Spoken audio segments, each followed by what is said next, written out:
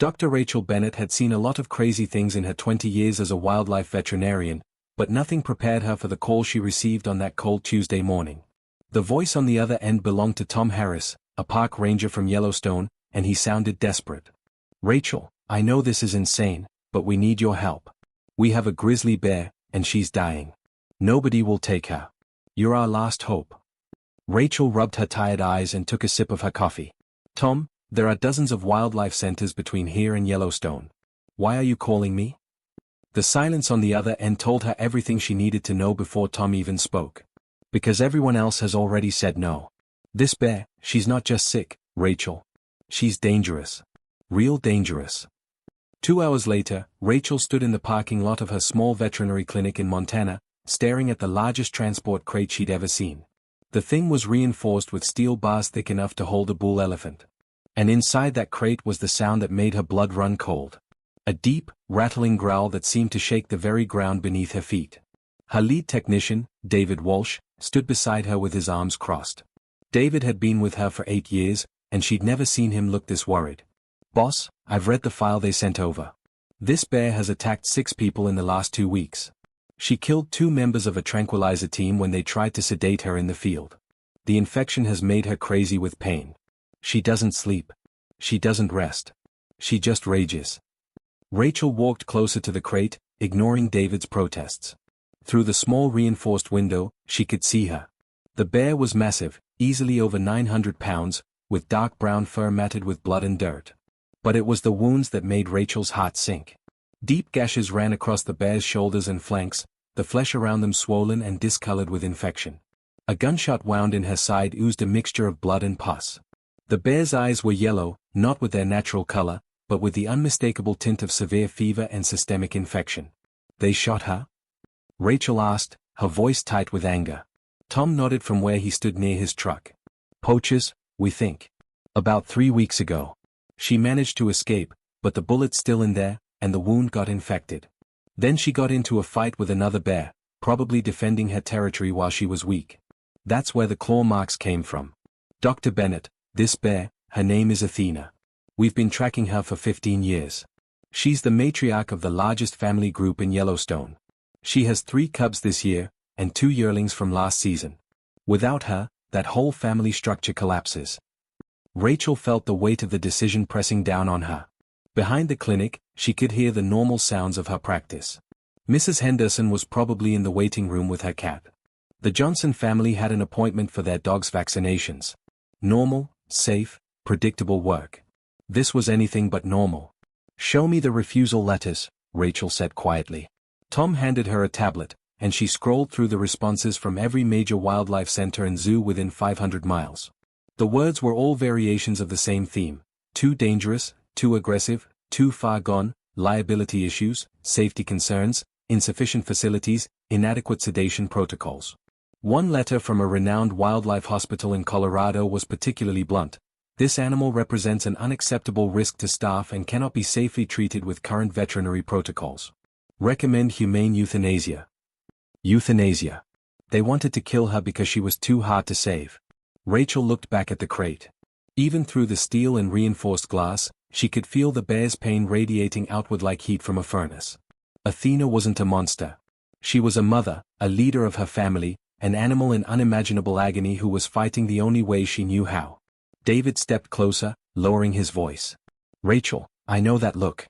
You're thinking about trying, aren't you? This isn't like setting a broken wing or treating a deer with pneumonia. If we get this wrong, people die. You could die. And if we do nothing..." Rachel shot back. "She definitely dies.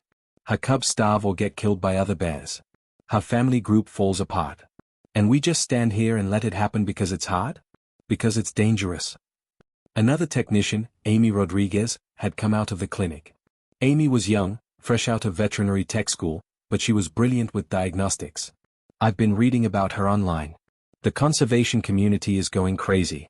Athena isn't just any bear. She's one of the most successful mothers Yellowstone has ever documented. She's raised 11 cubs to adulthood over her lifetime. That's almost unheard of. Scientists have published papers about her behavior. School kids have been learning about her for years." Tom cleared his throat. "There's one more thing you should know. Her family is here. What do you mean, here? Rachel asked.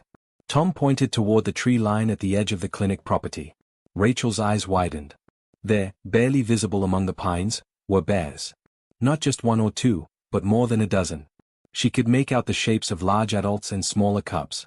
They were just watching, waiting. They followed the transport truck, Tom explained. We've never seen behavior like this before. It's like they know we have her. Like they're hoping we can help. Rachel felt something shift inside her chest. This wasn't just about one bear anymore. This was about whether humans, with all their technology and knowledge and supposed superiority, would step up when it really mattered. When it was hard. When it was dangerous. When everyone else had already walked away. She turned to David and Amy. Get on the phone. Call Dr. Peterson, the emergency surgeon from the human hospital. Call Jenny from the university biolab. And call Travis.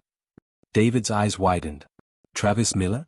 The guy who did combat medicine in the army? That's exactly who I need, Rachel said, her voice firm now, the decision made.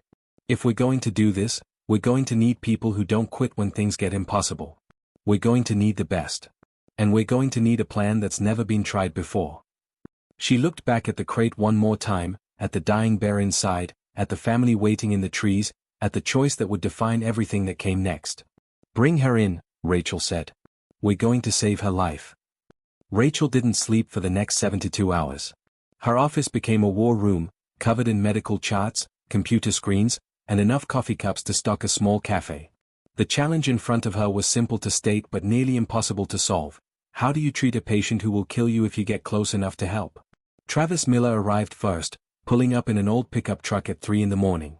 He was a broad-shouldered man in his 40s with gray at his temples and the kind of calm that only came from seeing the worst the world had to offer. He'd spent 15 years as a combat medic in some of the most dangerous places on Earth, treating soldiers under fire, performing surgeries in bombed-out buildings with nothing but a headlamp and whatever supplies he could carry. So you're the crazy lady who wants to operate on a bear that's already killed 2 people, Travis said, shaking Rachel's hand with a grip like iron. That's me, Rachel replied. And you're the crazy guy who's going to help me figure out how. Travis looked at the crate in the secured warehouse behind the clinic, where Athena's growls echoed like thunder. I've patched up soldiers who'd been shot 6 times and were still trying to fight. I've done emergency surgery while mortars were falling 100 yards away. But I've never tried to save something that actually wants to eat me. First time for everything, Rachel said with a tired smile. Dr. Helen Foster arrived next, a veterinary surgeon from the university with specialized training in large animal trauma. She was a tall woman with sharp eyes who didn't waste words. She took one look at Athena's medical scans and shook her head.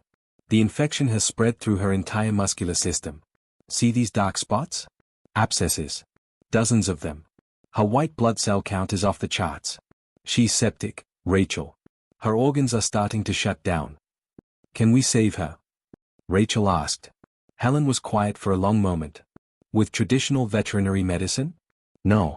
She'd need to be sedated for days, maybe weeks, while we slowly treated the infection with antibiotics. But she's too aggressive for long-term sedation. The stress alone would kill her. And honestly, I don't think she has days. She has maybe 48 hours before the sepsis kills her. That's when Amy spoke up from her corner, where she'd been frantically researching on 3 different computers. What about the nanobot treatment? Everyone turned to look at her. The what? Travis asked. Amy pulled up a file on the main screen. There's this experimental treatment the military has been developing for battlefield trauma. Microscopic robots, basically tiny machines that you inject into damaged tissue.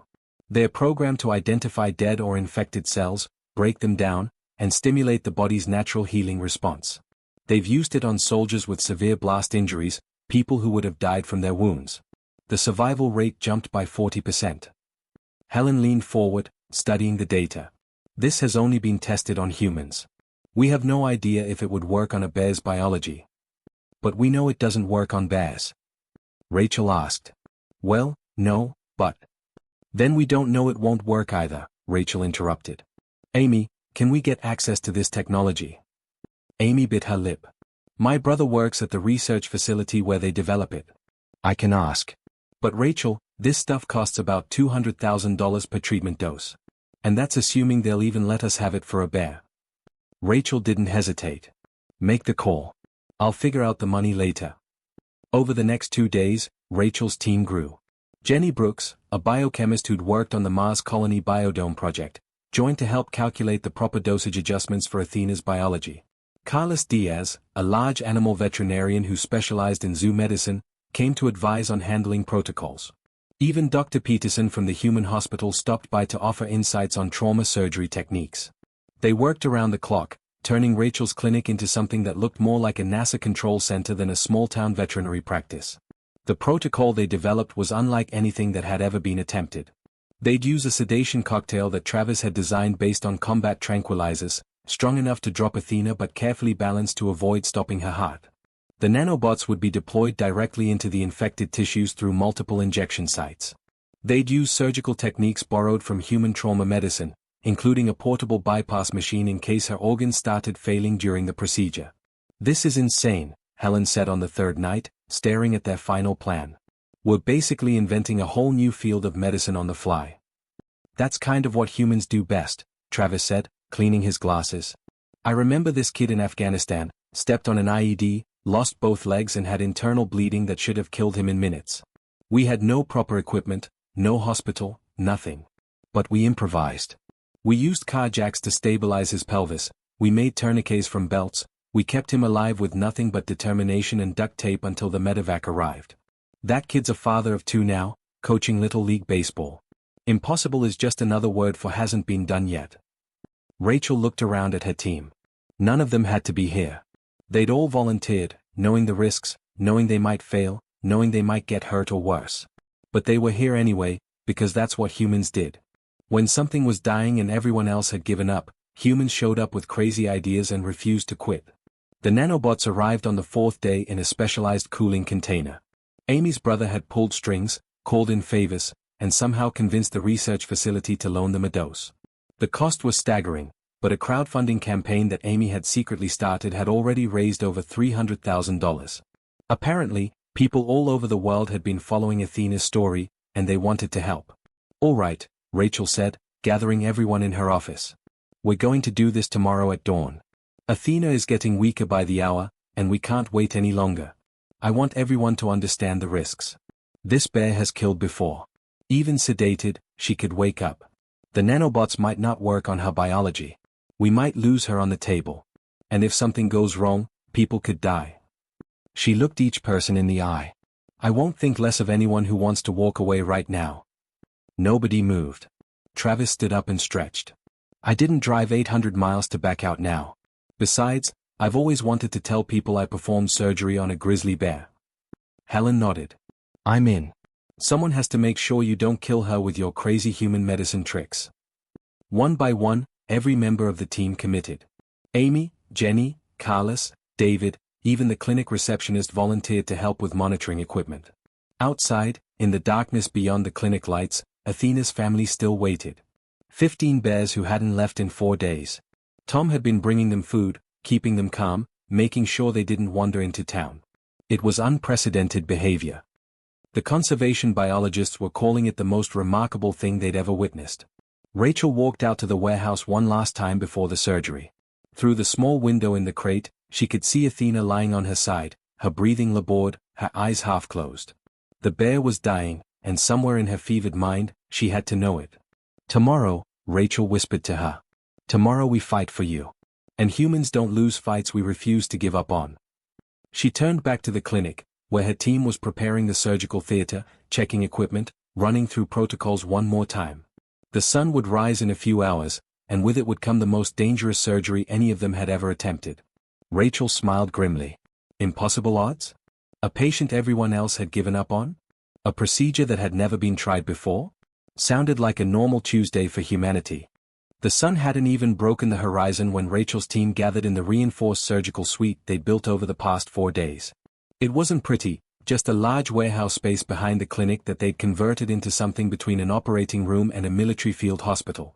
Portable surgical lights hung from the ceiling, monitoring equipment lined the walls, and in the center sat a specially constructed steel table strong enough to hold a 900-pound grizzly bear. Travis checked his watch. 5 in the morning. Everyone ready? Nobody spoke, but everyone nodded. Rachel could feel the tension in the air, thick enough to cut with a scalpel. They all knew what was at stake. One mistake, one miscalculation, and Athena would die. Or worse, she'd wake up in the middle of surgery, and someone on the team wouldn't make it home tonight. The first challenge was getting Athena from the transport crate to the operating table. They designed a sliding platform system, but even sedated, moving a bear that size was like trying to relocate a small car. The sedation process alone took 6 hours.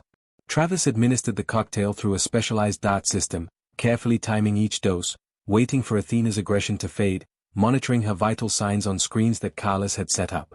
Heart rates dropping, Carlos called out, watching the monitors. Blood pressure stabilizing. Respiratory rate at 15 breaths per minute. That's still too high, Helen said, checking her charts. She needs to be deeper. Travis prepared another dose. This is the tricky part. Too much and we stop her heart. Too little and she wakes up angry in the middle of surgery. He administered the additional sedative with the precision of someone who'd done this kind of work under enemy fire. Slowly, Athena's massive body relaxed. The growling stopped. Her breathing became deep and regular. Okay, Travis said quietly. We've got maybe 4 hours before the sedation starts wearing off. After that, it gets dangerous. We move her now. It took all 8 people on the team to slide Athena's unconscious body onto the surgical table. Even unconscious, she was terrifyingly powerful. Her paws were the size of dinner plates, claws as long as a human finger. One swipe from those, even by accident, could kill a person instantly. Rachel stood at the head of the table, looking down at her patient. Up close, the damage was even worse than the scans had shown. The gunshot wound in Athena's side was infected so badly that Rachel could smell it, a sickly sweet odor of rotting tissue. The claw marks across her shoulders had turned her fur into a matted mess of blood and pus. Yellow fluid oozed from multiple abscess sites across her body. All right, Rachel said, her voice steady despite her racing heart. Let's save her life. Helen made the first incision near the gunshot wound. The tissue was so infected that it barely bled, just oozed that yellowish discharge. Worse than I thought, she muttered. The infection has spread into the muscle layers. I can see necrotic tissue extending at least 6 inches in every direction from the entry wound.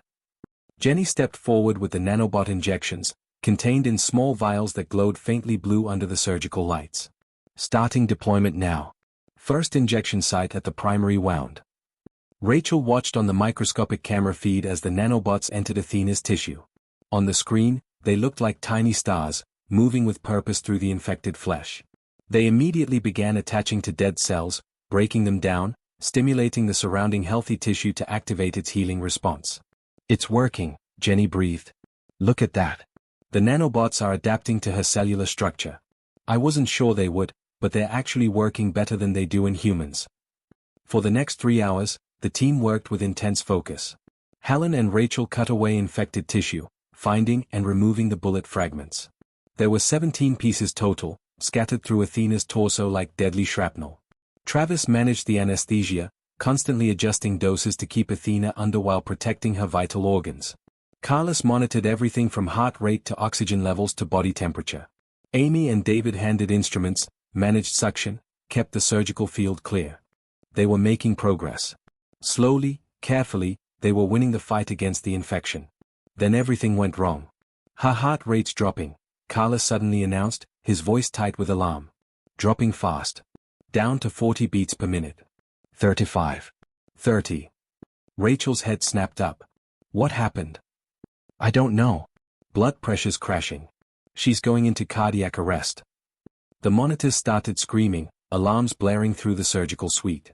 On the screen, Athena's heart rhythm became erratic, then started to flatline. No, Rachel said firmly. No, we're not losing her. Not now. Not after everything. She looked at Travis. Open cardiac massage. We need to do it manually. Helen's eyes went wide. Rachel, that means opening her chest cavity. That means.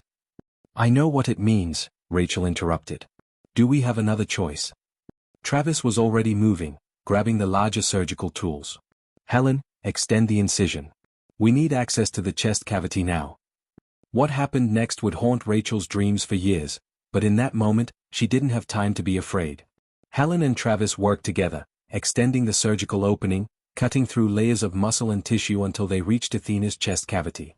The bear's heart was visible now, a massive organ the size of a human head, and it was barely moving. Rachel didn't hesitate. She plunged her entire arm into Athena's chest, her hand wrapping around the bear's heart. It was warm and slippery and terrifyingly large. She began to squeeze, manually pumping the heart, forcing blood through Athena's body. "Travis, stimulants, now," she shouted. Travis was already there, running battlefield cardiac stimulants through the 4 lines. Administering epinephrine. "Come on, big girl. Come on." Rachel kept pumping, her arm burning with effort, her own heart pounding in her chest. 1 squeeze. 2. 3. She counted out loud, keeping rhythm, refusing to stop. "Anything?" she gasped. "Nothing yet," Carla said, but his voice was encouraging. "Keep going. The oxygen levels are holding steady." 30 seconds passed. A minute. Rachel's entire arm was inside a grizzly bear's chest, manually keeping her alive. If Athena woke up now, even for a second, Rachel would die before anyone could pull her free. "Come on, Athena," Rachel whispered, still pumping. "You've survived poachers, infections, and everyone giving up on you. You don't get to quit now. Fight. Fight." 2 minutes. The surgical suite was silent except for the monitors and Rachel's counting. Everyone watched, helpless to do anything but hope. Then Rachel felt it. A flutter. A tiny contraction under her hand. "I've got something," she shouted. Another flutter. Stronger this time. Then a full contraction. The heart was beating on its own again, weak but steady. "Heart rhythm returning," Carlos called out, his voice shaking with relief. "We've got sinus rhythm. Blood pressure coming back up. She's stabilizing." Rachel carefully withdrew her arm from Athena's chest, her hand covered in blood. She was shaking, adrenaline crashing through her system, but she forced herself to stay focused. "Close her up," she said to Helen. "And let's finish what we started."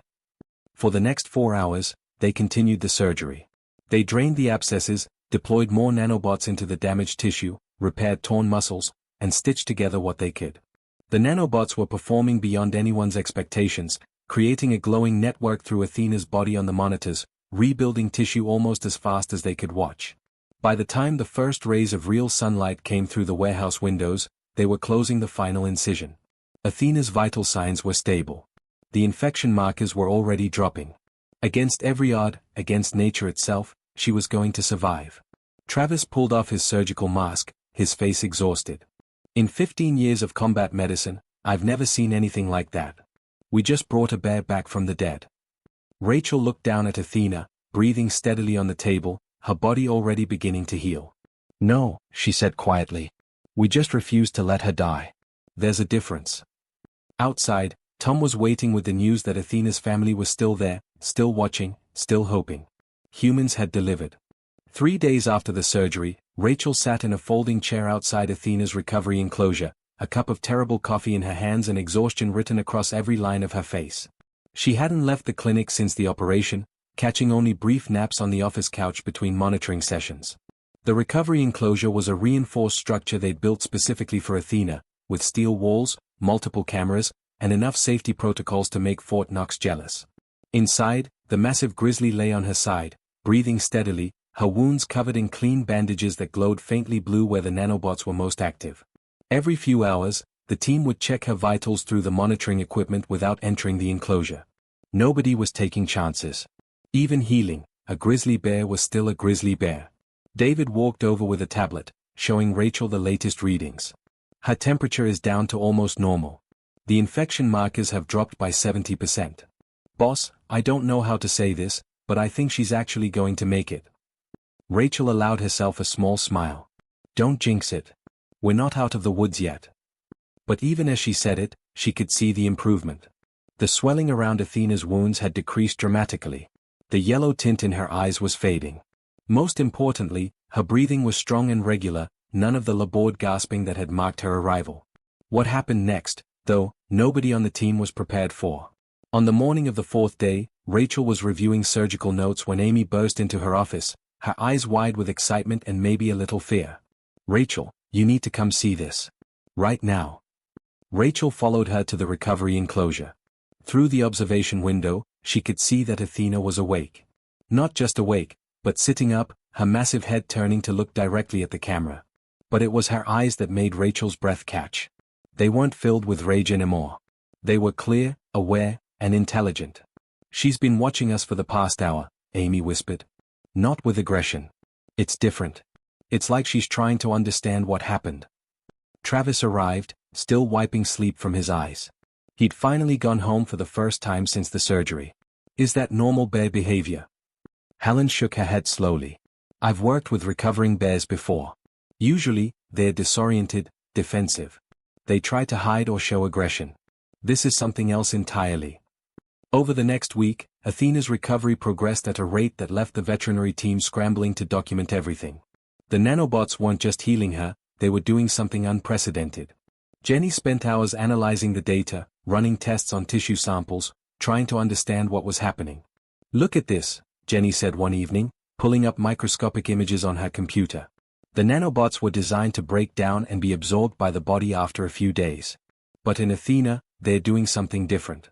They're integrating with her immune system, teaching her cells new defensive patterns. It's like they're upgrading her biology. "Is that dangerous?" Rachel asked, concerned. "I don't think so. In fact, it's remarkable. Her healing factor is accelerating. Wounds that should take weeks to heal are closing in days. And her immune response to infection is stronger than any bear I've ever studied. The nanobots designed for human use have somehow adapted perfectly to Grizzly physiology." The real breakthrough came on day 10. Rachel decided it was time to change Athena's bandages, a procedure that would require entering the enclosure. The team prepared like they were defusing a bomb, with tranquilizer guns ready, escape routes planned, and everyone wearing protective gear. Travis and Carlos would go in with Rachel while the others monitored from outside. Rachel's hands shook slightly as she opened the enclosure door. This was the moment of truth.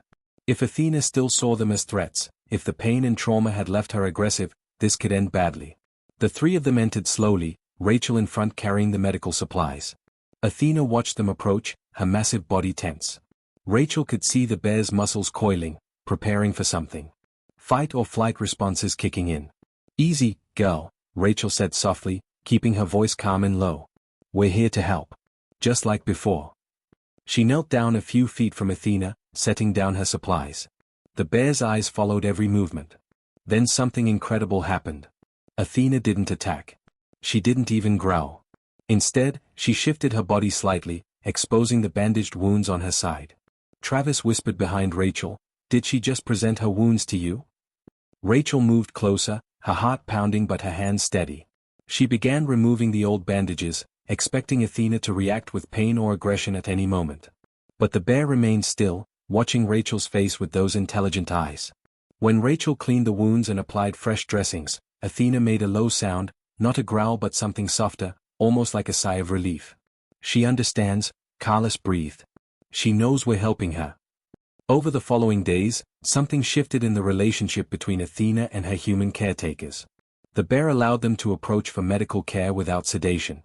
She ate the food they brought her. She even seemed to recognize different team members, her body language changing slightly when Rachel entered versus when Travis or Helen came in. News of Athena's recovery spread through the scientific community like wildfire. Veterinarians from around the world called, wanting to know about the procedure. The research facility that had provided the nanobots sent their top scientists to study the results. News crews camped outside the clinic, trying to get footage of the bear that shouldn't have survived. But the most remarkable development was happening outside the clinic. Athena's family had never left. Tom had been monitoring them carefully, and what he reported seemed almost impossible. The bears had organized themselves, taking turns watching the clinic, hunting in coordinated groups to feed everyone, and most surprisingly, showing no aggression toward humans. "It's unprecedented," Tom explained to Rachel one afternoon.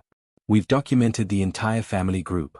3 adult females, 2 juvenile males, Athena's 3 cubs from this year, and 5 yearlings. They're behaving like they're waiting for something. Like they know she's going to come back to them." Rachel stood at the window, watching the distant shapes of the bears among the trees. "How do they know she's alive? How do they know to wait?" "I have no idea," Tom admitted. "But I've been doing wildlife conservation for 25 years, and I've never seen anything like this. It's like some kind of communication we don't understand." The veterinary board had been less impressed. Rachel received a formal letter stating she was under investigation for using unapproved treatments and putting public safety at risk. They wanted her license suspended pending a full review. Rachel read the letter, crumpled it up, and threw it in the trash. They can have my license when I'm done saving lives. 6 weeks after the surgery, Helen ran the final tests. Rachel, look at this. Her white blood cell count is normal. The infection is completely gone. The wounds are healed. Not just healing, actually healed. There's barely any scarring. And look at these muscle density scans. She's stronger than she was before the injury. Rachel looked at the scans, hardly believing what she was seeing. The nanobots did all this. Jenny joined them, pulling up her own data. The nanobots and her own biology working together. It's created a hybrid healing system we've never seen before. Rachel, I think we've accidentally discovered something huge here. This could change wildlife medicine forever. That evening, Rachel made the decision. It was time to let Athena go home. She stood outside the recovery enclosure one last time before they opened it to the outdoor habitat. Through the window, Athena stood tall and strong, looking every bit the powerful matriarch she'd been before the injury. Maybe even more so. You ready to see your family again? Rachel asked quietly. Tomorrow, they would find out if the impossible surgery had truly worked. Tomorrow, they would see if a grizzly bear and her human saviors could really understand each other. Tomorrow, the world would learn what humans were capable of when they refused to accept impossible. The morning they released Athena back to the outdoor habitat, Rachel's entire team gathered to watch. The habitat was a large, secure area that connected to the wilderness where Athena's family had been waiting. Tom had confirmed that all 15 bears were still there, positioned in the tree line as if they'd been holding vigil for their matriarch. Rachel stood by the control panel that would open the enclosure gate, her hand hovering over the button. 2 months of sleepless nights, of fighting against impossible odds, of literally reaching into a bear's chest to restart her heart, all came down to this moment. If Athena was truly healed, she'd walk out of that enclosure and rejoin her family. If something was wrong, if the recovery wasn't complete, they'd know immediately. You sure about this? David asked, standing beside her. Rachel nodded. She's ready. The question is, are we ready to let her go? She pressed the button. The heavy gate began to roll open with a mechanical hum. For a long moment, nothing happened. Athena stood in the enclosure, looking out at the forest beyond. Then she moved, not with the rage-filled aggression that had marked her arrival, but with the confident, powerful stride of a healthy grizzly bear. She walked through the gate and into the outdoor habitat, her head up, her movements smooth and pain-free. What happened next made Rachel's eyes fill with tears. From the tree line, Athena's cubs emerged first, 3 small bears running toward their mother with the clumsy enthusiasm only young animals could manage. Athena met them halfway, and the reunion was something out of a nature documentary. The cubs climbed on her, nuzzled against her, made sounds that were pure joy. Then the rest of the family appeared, one by one, approaching Athena with what could only be described as reverence. My God, Helen whispered. They're greeting her like royalty. Travis had his phone out, recording everything. Nobody is going to believe this. But the most astonishing moment came when Athena, surrounded by her family, turned back toward the clinic. She looked directly at Rachel through the fence, and for a long moment, bear and human made eye contact. Then Athena made a sound, a low rumbling vocalization that Tom later said he'd never heard a grizzly make before. It wasn't aggressive or warning. It was something else entirely. She's saying thank you, Amy said quietly. I know that sounds crazy, but I swear that's what she's doing. Rachel raised her hand in a small wave. You're welcome, Athena. Now go be the queen you were meant to be. The bear family moved into the forest together, Athena in the lead, and within minutes they had disappeared into the wilderness of Yellowstone. But the story of what Rachel and her team had accomplished was just beginning to spread across the world. Within a week, Rachel's clinic was flooded with calls. Veterinarians from 6 continents wanted to know about the procedure. Wildlife organizations were requesting detailed protocols. The nanobot research facility announced they were developing a veterinary version of the treatment specifically for endangered species. News outlets ran stories about the impossible surgery, the bear that came back from the dead, and the humans who refused to give up. The veterinary board's investigation took a different turn. Instead of sanctions, they received over 50,000 letters and emails from people around the world supporting Rachel. Veterinary professionals wrote academic papers defending her methods. Conservation groups called her a hero. The board had no choice but to drop all charges and instead create a new division dedicated to extreme intervention medicine for wildlife. They asked Rachel to be the director. She accepted, but only on one condition: her entire team came with her. 6 months after Athena's release, Tom called Rachel with an update that made her day. "You're not going to believe this. We've been tracking Athena's family group, and they're thriving. But there's something else. Remember that hiker who got attacked by a different bear last month?" "Yeah, I heard about that. Serious injuries, but he survived," Rachel replied. "Well, we finally got the full story from him. He says he was being mauled by this aggressive male bear when suddenly 3 other bears showed up. They drove off the attacking bear and then just sat there, watching him until park rangers arrived. Rachel, those 3 bears were Athena's older cubs from previous years." Rachel felt chills run down her spine. "Are you saying they protected a human?"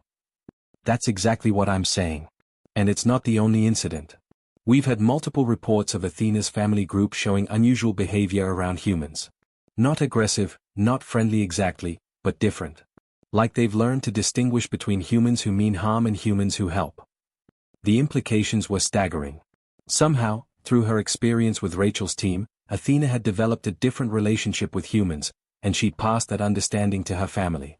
Wildlife biologists were calling it the most significant behavioral shift they'd ever documented in wild bears. Jenny's research on the nanobot integration became a landmark study. The technology that had saved Athena was now being used to treat injured elephants in Africa, wounded tigers in India, and injured orangutans in Indonesia. The hybrid healing system that had developed in Athena's body became the blueprint for treating dozens of endangered species. Rachel's suicide protocol, as it had been called, was now saving animals around the world. But perhaps the most profound impact was on how humans approached conservation medicine. Rachel was invited to speak at conferences across the globe, and her message was always the same. At the International Wildlife Veterinary Conference in Geneva, she stood before 2,000 professionals and told Athena's story. She showed them the scans of the infected wounds, the video of the heart stopping during surgery, the footage of Athena walking back to her family. Then she addressed the real point. "Every species on this planet evolved according to their strengths," Rachel said, her voice clear and strong. "Birds evolved to fly. Cheetahs evolved for speed. Whales evolved to rule the oceans. But humans, we evolved something different. We evolved the ability to look at the word impossible, and treat it like a challenge rather than a limit." She clicked to the next slide, showing Athena healthy and strong in Yellowstone. "This bear should have died. Every expert said so. Every facility refused to treat her. The smart, safe, logical decision was euthanasia. But humans don't always do the smart, safe, logical thing. Sometimes we do the right thing instead, even when it's hard. Especially when it's hard." The audience was silent, hanging on every word. "We don't have the strength of a bear or the speed of a cheetah. But we have something more powerful. We have the ability to learn, to innovate, to combine knowledge from different fields, and to absolutely refuse to quit when something needs saving. That's not just a skill. That's what makes us human." She paused, looking out at the sea of faces. "Athena lived because we treated everyone refused as the starting point, not the ending. She lived because a combat medic, a biochemist, a zoo vet, and a bunch of stubborn humans decided that impossible just meant nobody had figured it out yet. And now, because of that refusal to accept limits, we have new tools to save other animals. We have new techniques that are spreading across the world. We have proof that the impossible is just the temporary state before the breakthrough." The standing ovation lasted 5 minutes. A year after the surgery, Rachel received a package from Tom. Inside was a photograph taken from a distance with a telephoto lens. It showed Athena, strong and healthy, surrounded by her family, including 3 new cubs born that spring. On the back of the photo, Tom had written, "The Queen of Yellowstone and her growing kingdom. 15 bears became 18. All because humans decided one life was worth fighting for." Rachel hung the photo in her office, right above her desk where she could see it every day. It reminded her why she'd chosen this work, why she'd risked everything for one bear, why humans kept pushing boundaries and refusing to accept limitations. Because at the end of the day, humanity's greatest strength wasn't technology or knowledge or any tool they'd invented. It was simpler than that and more powerful. It was the absolute, stubborn, sometimes crazy refusal to watch something die when there was even the smallest chance to save it. Athena had taught them that. A grizzly bear had reminded them what it meant to be human, to see the impossible, to hear everyone say no, and to try anyway. And in trying, to succeed beyond anyone's wildest dreams. In the wilderness of Yellowstone, a massive grizzly bear with scars that told an impossible story taught her cubs an important lesson about the small, hairless creatures who sometimes wandered through their territory. They were weak and slow and had no claws or fangs to speak of. But they were also the most dangerous and most wonderful things in the forest, because they simply refused to let death have the final word. And sometimes, just sometimes, that made all the difference.